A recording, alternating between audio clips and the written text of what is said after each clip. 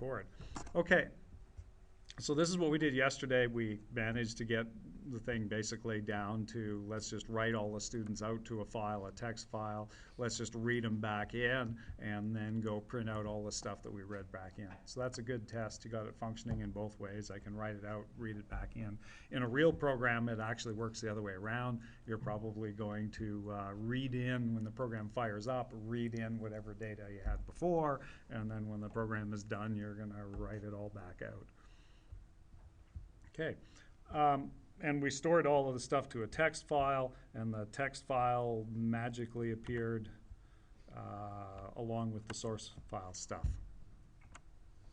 So now let's try a different option. Suppose that we want to write the stuff out in some sort of weird object format.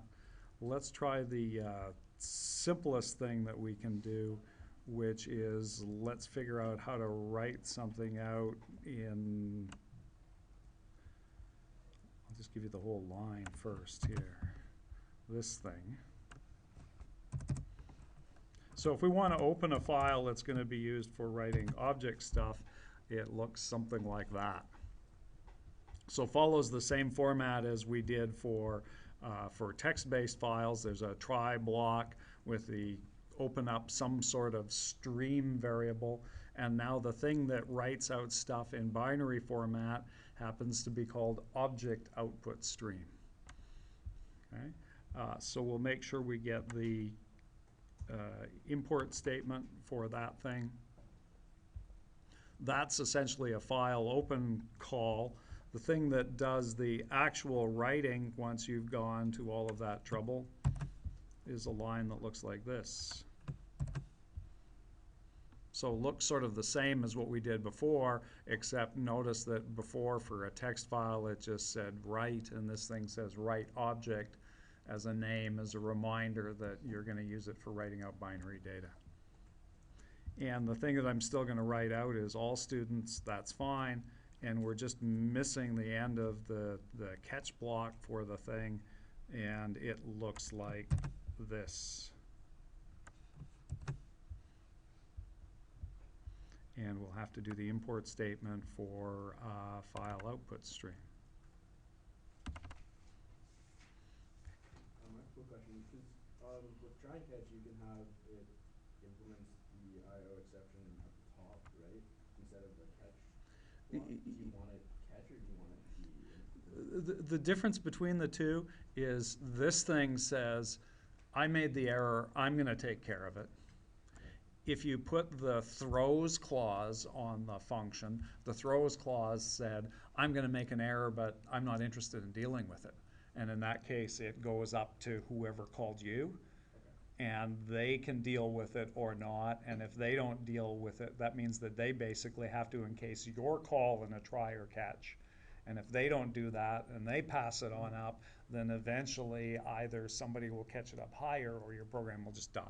So it's like good practice to just do try and catch blocks there? It's usually it's either, you know, you try to handle it yourself if you can, but if somebody called you and you don't want to handle it, it's their own exception.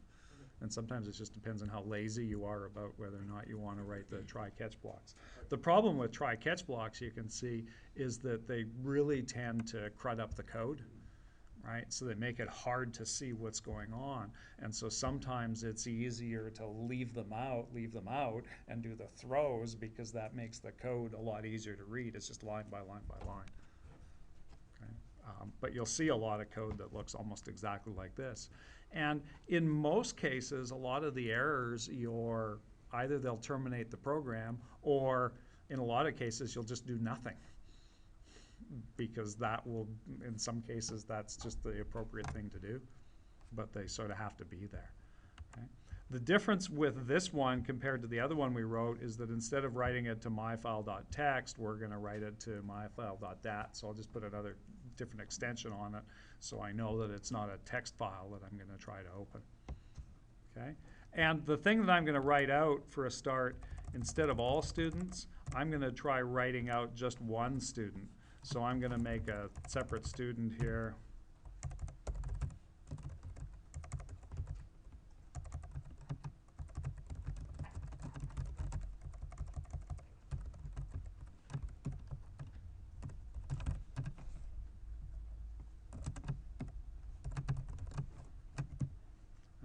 something like that, and we'll give them an age. Okay, so that's the single student I want to write out, and I'm going to change this to just write out someone. Okay, so I'm just going to do a file that just has one single student in it, see if I can get that to work first. And we've got enough of a program that we can run it. I'm not going to worry about the fact that it's going to rerun some of that other stuff. We'll just hit the run button and see what happens. And oops, a message appears. And the message says, student not serializable exception. Handy. Serializable is Java's terminology for you can write this out to a file or across a network or wherever you want. It just means it can be stored someplace else. And what you have to do for things that you write out in this method is you have to go into the student class and you have to add implements serializable onto the file. And we'll just do the import statement for that. And notice no, this is the funny part. Notice that when I say, yeah, implement serializable, the interesting thing is it doesn't ask me to write any extra methods. Okay, so normally when you say implements interface, an interface has 2 or 3 or 4 or 5 methods in it, and you're required to write those. This one says, implements, but you're not required to write anything. Why would they do that? It seems like sort of a silliness. The reason they do that is this is what's known as just a marker. It just says it's okay to write this thing out. Because quite often what you'll get in your program is you'll get data that is buried within a class. For instance, I might bury a student in some other class, whatever it happens to be, the Comp132 class, but I might never want to write them out. It might only be data that I'm used while the program is running, and I don't care if it ever gets written out. I'll just remanufacture it the next time the program starts up. So it's just some sort of transitory data. And so what it turns out is that every time you want to say this thing can be written out, you stick this little marker on it to say implement serializable. And that just lets it know that student is something that can be written out. Okay? So it'll catch you with a nasty exception if you do otherwise. So now I tried to write out that thing, and now when you run the program, it supposedly has written out a file. Okay? Same business here. In order to see the file, we need to get it to show up in here, and so I'll try a refresh on that section, and now there's myfile.dat. Okay? So there's the extra file. You can go and try and open it if you want, and it's got nothing human readable in it. It's all binary data. Okay? So here's the problem with binary data. The good part about it is that it's going to be a very, very small file. The bad part about it is that no human being is going to be able to interpret it in any reasonable manner. So you can't look at it to see what's in it in any easy way. There are ways of looking at it, but none that we care about. Okay? So how would you write out a bunch of students? If I could do one that way, we could put a for each in here, so we could change this thing to say for student who in all students go through and write out who, which would do the trick, and now we would end up with them all written out. Seems fairly reasonable. But there's a shortcut for that. The shortcut is that rather than saying, let's write them all out, what's holding on to all the students already? The array list, all students, is holding on to all of them. So if I want to write it out, I can just put in all students there. So the list, the array list, is serializable, and all of the students in it are serializable, and write object is smart enough that when you give it a list of things, it writes out not only the list, but all of the stuff within the list. Done. One easy line, write the whole thing out. Okay? Notice that that little technique works for basically no matter how deep your objects are. So if you think of our fishing derby example, if you want to save the entire fishing derby, you write out the derby object with one write call, and write object will go, oh, a derby has got a list of buckets inside, let me write out the list of buckets. Oh, each bucket has got fish inside, let me write out all of the fish that belong to it. And not only that, in the cases where the objects happen to be the same, it will only write out one copy because it knows that the objects are the same. So it's cheap, dirty, really easy to use. Just write out the top level thing and it magically works. Okay. Seems fairly good, but don't know that it actually works. Oops. How am I going to find out if it works? I guess I have to go the other way and reconstitute the thing back into a list by reading it back in and see whether or not the saved data actually magically reappears. Okay? So we're going to do the same thing with an input stream, and I'm just going to, it's easiest here to just borrow the code and show it to you. So that was writing it out. I can take the code for reading it. I think I just deleted something I shouldn't have there. I'll take the code for reading it and I'll smack it in. The reading looks like this.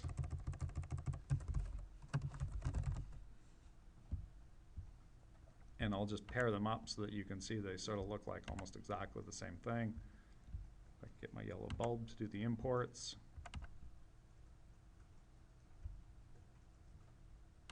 And that one. Now notice this isn't the nicest, cleanest code yet. I'm repeating things like the file name and the string. Should have a constant for that. And both of these things should, or each of these things, paragraphs should be in a separate function. But hey, we'll just read it back in. Okay? So here's what the code looks like. I'm going to make a list that's going to contain the stuff I'm going to read back in. So I'll start it out as being completely empty. Notice there's no new there. Okay? So there's no, I haven't created an object yet. That's just a variable that can hold on to one. Okay? Then I tell the reader to open the file, which is that part, along with the file name. And then the key part here is that once the file is open, watch what key I hit here. Just trying to separate this out so you can see it. There's the thing that actually does the reading. Okay? So you call reader's read object, converse of write object. You ask it to read stuff, and you take the thing that comes back and we'll put it into copy of students, the variable. Make this one copy of students. There we go. Oh, I got that thing in there. Guess it is copy students, just to be a different variable. Got it. Why is this cast here, you're asking? Doesn't it already know that it's getting students back if I put students on the list? The answer is no, because read object by default just returns a big O object. That's what its signature says, and it doesn't know what kind of thing it's actually giving back to you, or it's got to be generic. And so we put the cast in to say, no, I was expecting that the read is going to give me an entire list back. Okay, so that generates a little warning saying, are you sure you want to do that? Because I'm expecting objects and you're saying that they're going to be a list, but that's the best we can do at that point. Okay, let's just go try to print it out.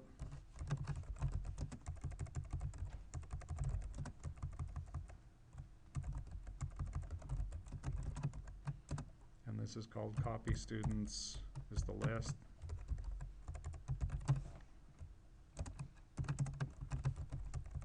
And we'll just print out their first name.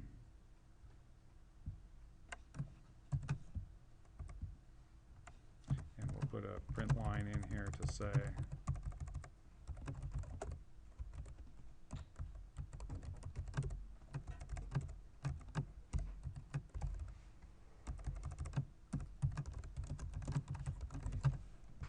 something like that. And then we'll turn around and run the thing.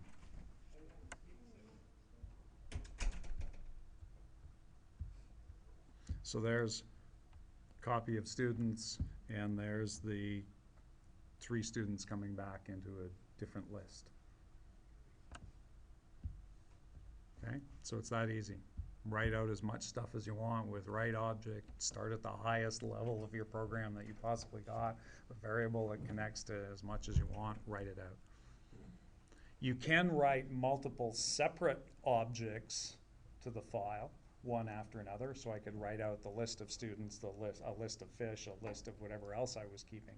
But then when you read it back in, you have to be careful to read it back in exactly the same order. Okay, that's the rules for that thing, because they're stored in the file in a particular order. So when you read them, you have to make sure that your read comes back in exactly that order. Okay, but normally it's sufficient to just store your top level beast in the file, and it'll store all of the sub things. Okay, this thing is so powerful that if you've got a GUI program, GUI programs are also writable. So you've got something that points to your entire GUI with all of the buttons and dialogues and everything in it, the current state of the program. You can actually write out the state of the entire GUI program so that the next time somebody opens up the program, all of the files are open and everything's exactly as it was when they left it, just by writing out the one variable that refers to basically the entire thing. So it's a very, very powerful technique. The big problem with it, only works locally.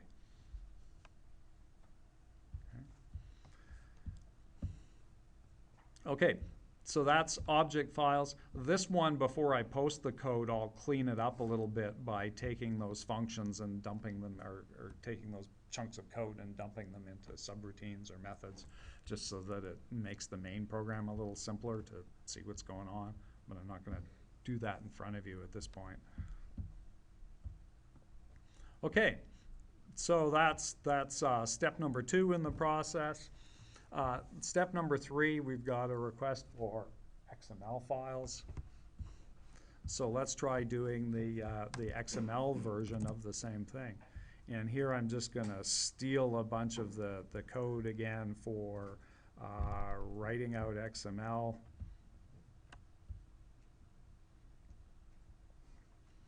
So here's what the try-catch block looks like for writing stuff. And now the format should be surprisingly similar.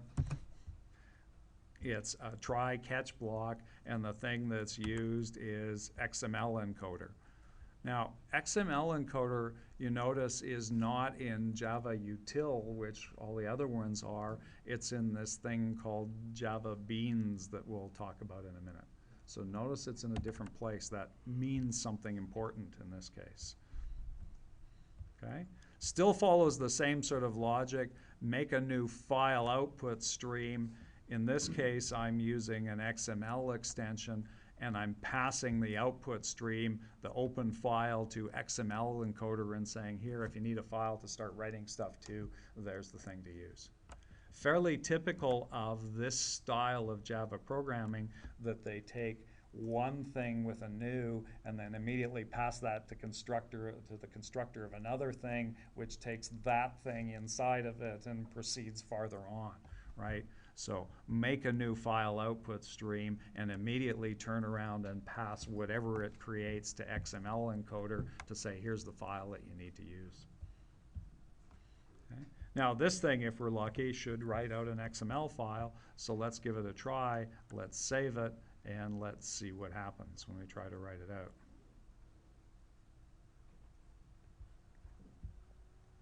And in this case, you get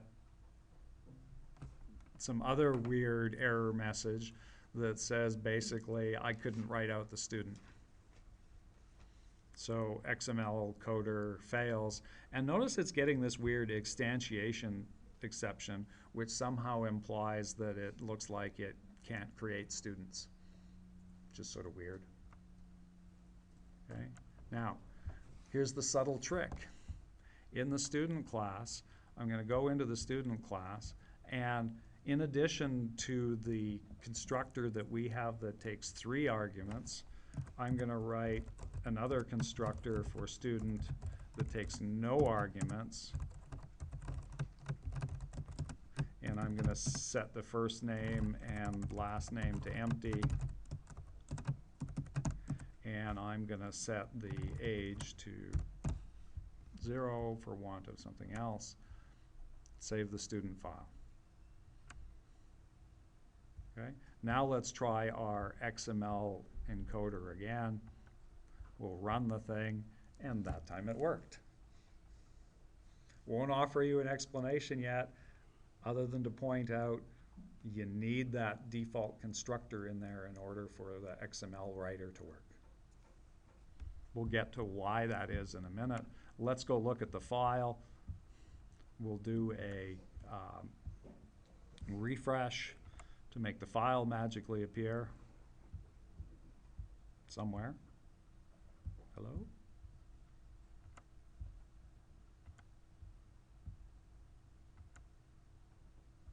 Oh, didn't write it out there? I wonder where it wrote it out.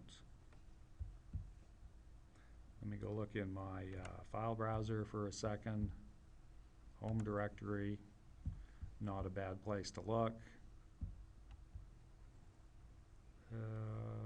Don't see the file. That's okay. I'll just dig a little bit deeper into my workspace directory. Oops, didn't call it that. I think I'm working with one called Next at the moment. Oh, not there either. I'm basically trying to locate the XML file that I think should have been written out. So I tried seeing whether or not it was in the home directory. Wasn't there. Let's just go to the other place where it might be, which is the Git folder, since it's a Git project, and I'll go into the whatever directory I was using there. I think it's Comp132. Have to find it. Here's files. Oh, look. There, buried in the Git folder, is the XML file. Don't know why it ended up there, but it's not going in the local directory. Oh, I guess because I didn't supply a path name. So it did it in the root of the Git folder. Strange place. For those of you who love looking at XML, let's just go look at what the XML file looks like.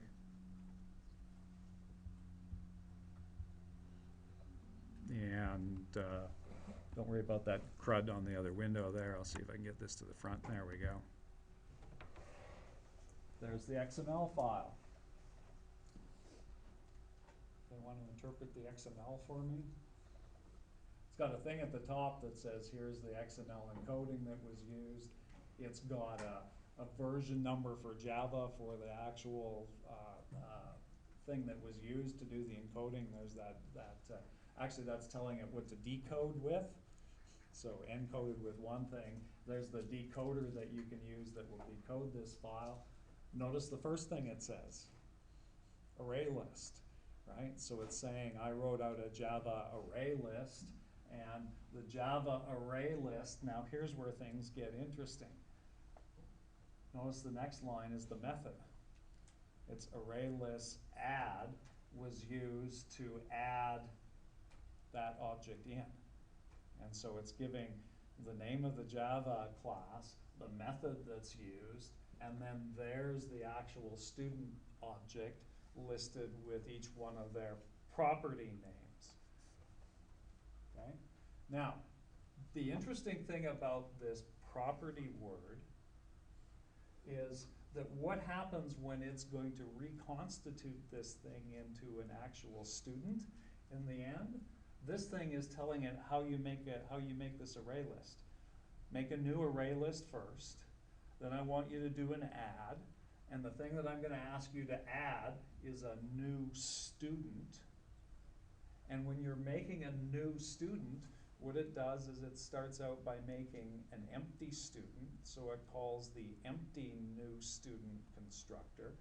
And then each one of these properties, like age, what that's telling it is there's an age variable inside student, but you need to call set age with that value in order to get the age set. Okay? So it's actually making use of two things. The fact that we've got an empty constructor so that it can make an empty one, and the fact that our setters are named exactly the same thing as the variable names, so it knows to call set last name and pass it a string in order to get that built into the object. Okay? So the reason we had to add the empty constructor is because that's what's being called. It's not using the 3-argument constructor to make things. It's using the default constructor and then filling in the values with 3 sets afterwards in order to make this. So this is basically a recipe for how you would write the code for array list to get it to dump those things in. It's almost identical to what we did when we made the thing in the first place. Right? So the code that it uses is code that looks basically almost the same as what we had at the top of our class. Make an empty array list and then call all students dot add and manufacture a new student. Except what it actually does up here is it does new student and then student dot set first name Fred, set last name Flintstone, and then passes that thing in. Okay. What if you didn't have a setter for any of them? Would it like not work? Well, let's just give that the question was, what if you don't have a setter for it? Well, let's just give that a try. Let's go into the student class and let's just for fun wipe out set last name.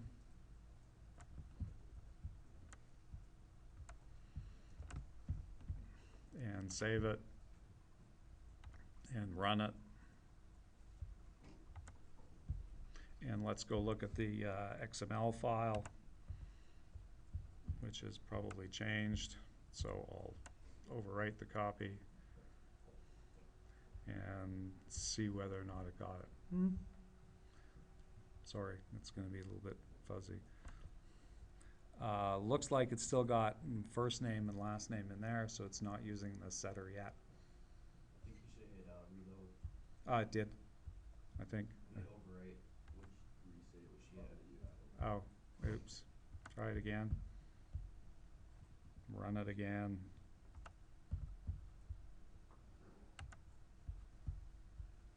And go look at the XML file again.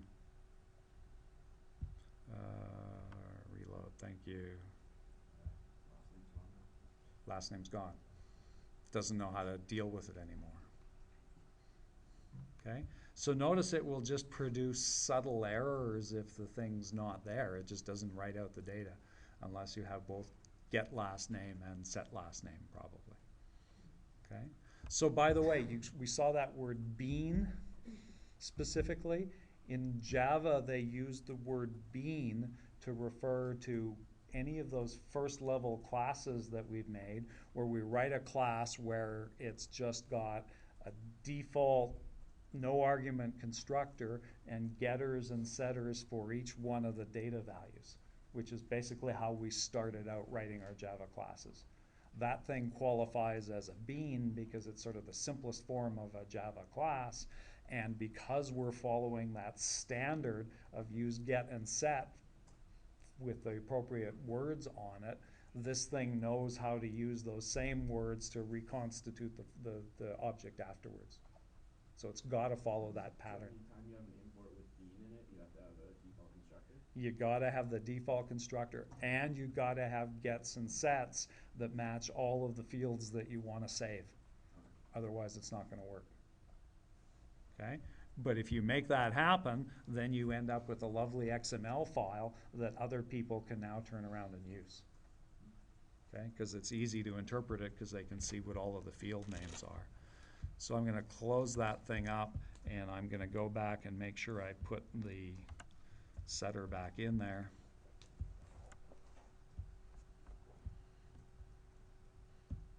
And so we'll put that thing back in. Save that thing. Got it. And I'll show you the code for playing the game the other way, which is reading it back in, and this is also not going to be a surprise. I'll just steal my read XML code here and stuff in at the bottom of this thing, which is now turning into a mess. So I'll change this to another copy.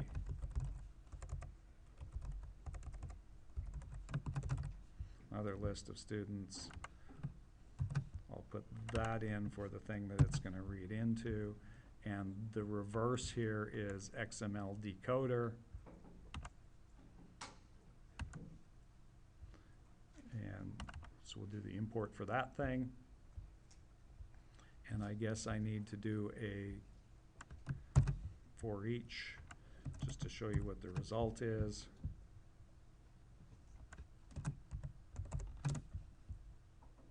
And that's going to go through another list of students to do all of the work. Okay, and we'll run it. It'll rewrite out the other XML file, and there's the XML copy of students now read back in. Okay, so you got 3 ways of doing it. Text file. You know, advantage is you just get things out in nice rows and columns suitable for human consumption, can be read back in, but doesn't have any sense of what the columns mean. Okay. Option 2, write it out with write object, which gives you nice compressed file format. Human beings can understand it, but it's really simple to write out very large volumes of things just by picking the highest level and saying write everything below it. Caveat there is that you've got to make sure that everything that you want to write out says implement serializable on it so it actually gets written. Okay, so now that's something you have to start adding to all your classes, and basically in most cases you just add it by default because most stuff you're going to want to either write out or transmit across the network. Okay, and third option is if you want human readable form that's also machine readable because it's got all the fields identified, then you can use write XML and read it back in, and then people can see the data in a form that gives them the tags for all of the variable names, and it's probably the most readable of the lot.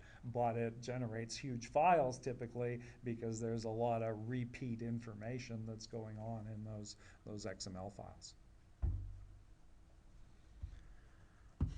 Okay, now, there's one other thing that I want to talk about because it sort of hasn't been obvious, and the issue here is, how does it know how to do that? How does it know that a student, like there's nothing in write object, for instance, where we went and said, here's what a student object looks like. There's nothing that makes it obvious about how when that XML file has just the names of the fields, first name, last name, how it will actually call the getters and setters in order to make this object. Okay? It turns out that what Java does is every time you make something like a student class, in addition to the basic 3 pieces of information that we store, it also stores complete information about the names of all of the getters and setters, the arguments that the getters and setters take. Every piece of information about the object is actually stored in information along with the object in the class file that gets produced. And so in computer science terminology, there's a symbol table for the entire object that's stored at the bottom of the object. that you don't actually see, okay? And so because of that, Java has what's known as introspection, which means that you can go take any class file that you want, .class, and you can actually run Java on it and have it go and look at things in the class and discover pretty much anything you want to know about it. So as a for instance here, what we'll do is I'll show you how you would go and look at stuff in the student class. So there's the generated student class. That's the compiled version. So the .student.java ends up as a student.class file that contains all of the compiled code for the class plus all of the information about the class. And to top it all off, just to make our lives confusing, Java has a capital C class object that's used to record information about everything that's in the student class. Okay? So the word class is going to reappear here numerous times. Okay? This class object, interestingly enough, because it's an object, you can say a class dot, and it's got all sorts of things that you can look at in the class. And notice that there's an option called get declared constructor or get declared constructors plural. You can get a list of all of the constructors that an object has. You can also get a list of all of the fields, the data fields that were declared at the top of the class. You can get a list of the names of all of the methods that are in the class. It actually comes back as an array of all of the methods.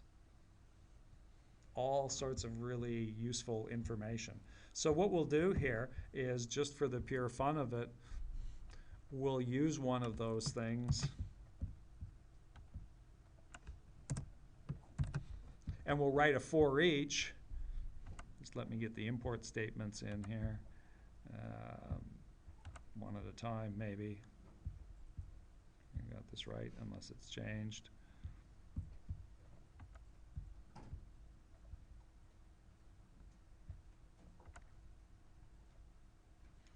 I'm missing an import statement. Come on, yellow bulb. A method, to method. No, I don't think so. Let me just run up to the top of my file and see what I need for introspection. That one, I think. Sometimes the compiler isn't smart enough to grab these options, so I'll see if this one does it.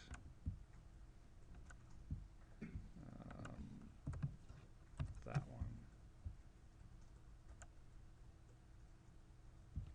If I'm in luck. Wasn't that one. Oh, yes, it was. Got it. Find the place in my code. Way back up here. There we go. So Eclipse wasn't picking up the import statement. So what did I do here? I made a class object that's going to allow me to access information that's inside basically the object file of this class. And then I wrote a for each. I asked the class to give me an iterator for all of the declared methods that were in the thing. The thing that comes back is a method object, which has information about just one of the methods in the class. Things like what's its signature, what arguments does it take, what does it return. All of that stuff is buried inside the method object. And I just asked the method object to list out a name of all of the methods that are in the class. Okay? And so I'm going to put a little print line on the front of that thing, just to remind us what it does. Call it methods of students. And we'll turn around and we'll run that. And look what gets printed out. There's a set first name, a set last name, a set age, get first name, get last name, and get age. Printed out all the names of all of the stuff that's inside the object. We could get fancier there and print out a number of arguments and the kinds of arguments and all sorts of things, but I think you get the idea. How much is this used in real life? You're probably never going to use it as a regular Java programmer. The people that made use of it are the people who did write object and the people who did read and write XML, because they're the ones that need to go basically inspect the object and go, oh, okay, let me see what's in it so I can figure out what has to be written out. So they'll use the go get me the fields of the object, list out all of the fields, call the getter for the object then to retrieve the values, because there's actually a way of calling the getter function, right? Grab the values out of the thing and then somehow magically write them out. Okay? So they need to make use of that information in order to make that work essentially completely for free. The other place where you'll see it is, have you used any of the drag and drop visual editors, where you drag and drop like a button onto something and then you notice that it gives you a list of all of the properties for an object that you can set?